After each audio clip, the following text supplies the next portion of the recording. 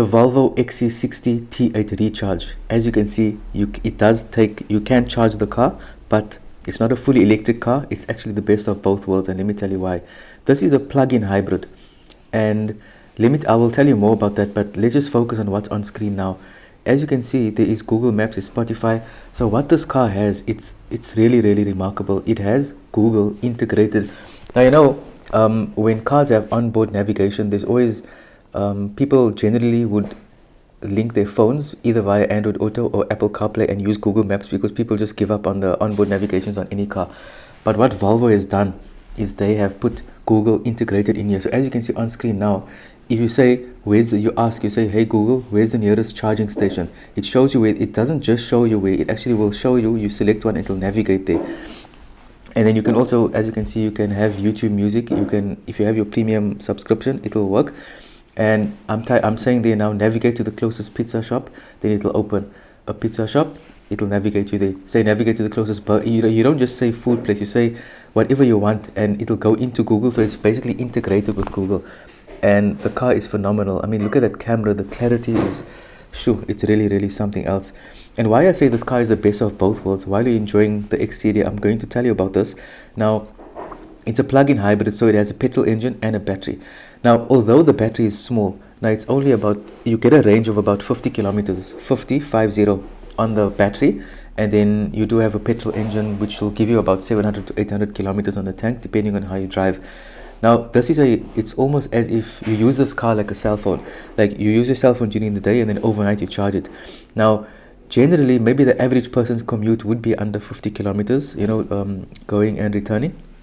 So what you do with this car, as long as your commute every day is under 50 kilometers, you will never have to use the petrol engine during your, if you're going to work or wherever you are going.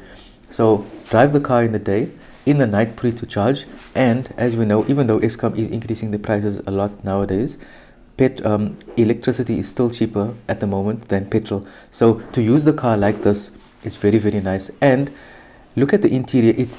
This XC60, now traditionally the XC60 is an SUV, but this one here, it's the Recharge, so the plug-in hybrid. So it's not the traditional big size car.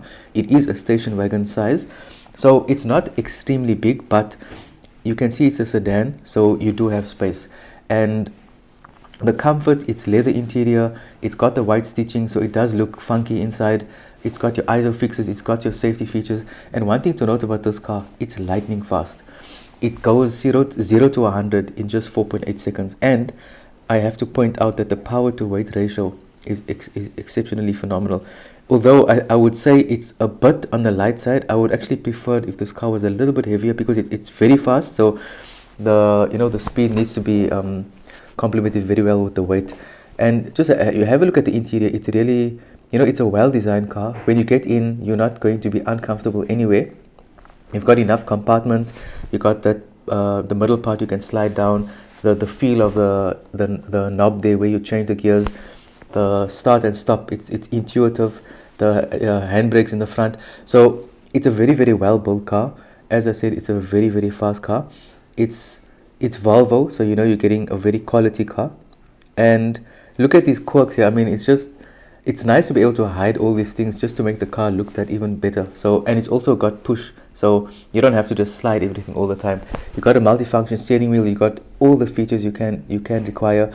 Inside you've got, now it works very well with Google, and what it does, it'll also remember your navigation. So for instance, if you put in your work address, and then if you are not connected to the internet, then you can stay offline and it'll remember your route. So that's actually very nice. So you can what you can do is use your phone as a hotspot.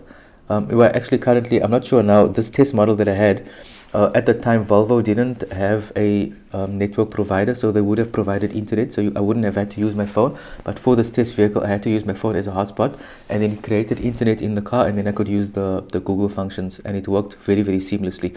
And you can also see the white stitching. The seats, it's quite comfortable. You can adjust your front seats electronically, and just overall a very neat car. If we look at some of the technical specs, I did say it goes 0 to 100 in 4.8 seconds. It's got a 71 liter fuel tank. That's why, and it's quite an efficient car. So that's why you can get a lot of range on this Volvo XC60 T8. It is an all-wheel drive and it has a maximum power of 340 kilowatts and 709 Newton meters of torque. That's really amazing. It's an automatic. It has 8 gear ratios. It is supercharged. That's why it goes so fast. It has 6, in terms of safety, we got 6 airbags. It does have a driver airbag, front passenger airbags, side airbags, rear curtain airbags as well. It's got traction control, brake assist, so it's got stability control, ABS braking. It is rated a 5 on the Euro NCAP, and you do get a 100,000 kilometer maintenance plan, and the service intervals are 20,000. It's a 5-year plan. So you got, I mean, PDC, front, rear, adaptive cruise control. It's really stacked with features. We went through all the features on this Volvo. We've seen what it looks like. Now, the only reason not to buy this Volvo, or maybe one of the reasons you wouldn't buy it, is not because of Volvo, but because of what else is available on the market for this specific price. Now, the other two vehicles I'm going to compare it to now are not exactly the same, but it's the same price point. Now, it's two other electric cars that I have reviewed, which is the BMW iX3 and the Mercedes EQB 350. Now, if you're looking at them, the BMW and the Mercedes that I mentioned are both electric, so there is no petrol motor. So the Volvo has that above them. The Volvo station wagon, similar to the EQB. The BMW iX3 is the SUV. Now it's difficult. It's actually difficult to compare the three. So you can't actually rank them. What I would say is, in terms of space, you're going for the BMW iX3. It is an electric car, so you are compromised on the range. You're not going to get 400 kilometers on the tank. On this one, or not on the tank, sorry, on the battery. The Volvo, it has a 50 kilometer battery, but it has you can get about 700 kilometers range. So you can still make use of the battery if you use it as a commuting vehicle. And then obviously you're going to have to paying for petrol, but you wouldn't pay for petrol in the iX3. The EQB, I would actually say you would probably choose between the Volvo and the BMW iX3. The EQB is smaller. If you want a smaller vehicle, you can go for that one. But if you want space at the same price, then go for the BMW, unless you like the Mercedes interface that much more. In the end, it would probably come to brand loyalty and what you are looking for. Are you a Volvo fan? Are you a Mercedes fan? Are you a BMW fan? Please let me know in the comments below, which car would you take and why?